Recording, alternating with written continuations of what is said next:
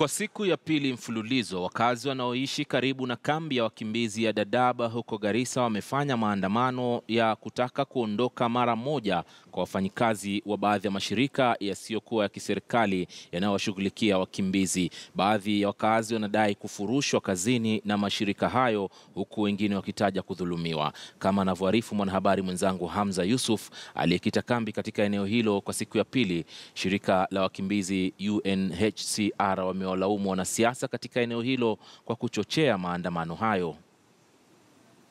Hapa tukanyaga sisi gari ya UNHCR leo na gari ya serikali, tukanyaga sisi leo. Kujeni ujumbe, kujeni hapeni, kujeni. Ujumbe unaoandamana na hasira ya kukosa wanachohitaji kama wakazi kufuatia uwepo wa wakimbizi.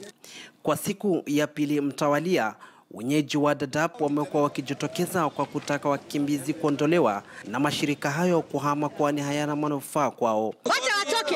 Gari serikali ikitoka na hiyo nikitoka, sisi wote tutakufa hapa. Karibu mawe itakuja. Itakuja. Na kifo ndio itakuja hata hivyo tu.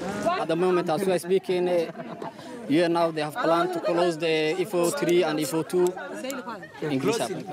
They are closing IFO2 and that will also bring an effect to our lives, because at the moment they are downgrading that 38 staff from the host community, which will have a major effect on our lives, because our youth, those who are at the moment who are working in the NGOs, that 8 of them has been given a terminated contract that runs up to next year March. Those demonstrations are being held by the host community, but instructions come from the MP for Dadaab.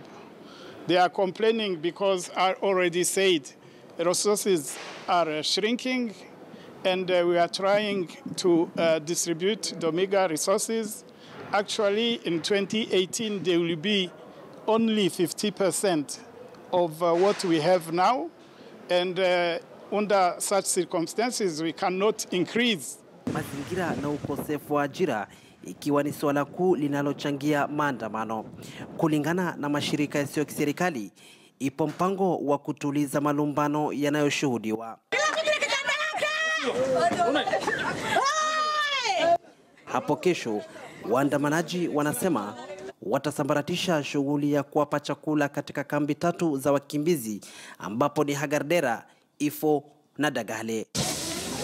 We have managed to close one of the 5 camps, namely Cambios. It closed in March this year, and we are also in the process of closing down Ifo2 camp in March next year. In principle, as of April, we will have only the 3 1991 war-driven refugees and the 2 drought-driven refugee camps hosting people who came in 2011. Hamza Yusuf, KTN News, katika kambi ya wakimbizi ya Dadaab, kaunti ya Garissa.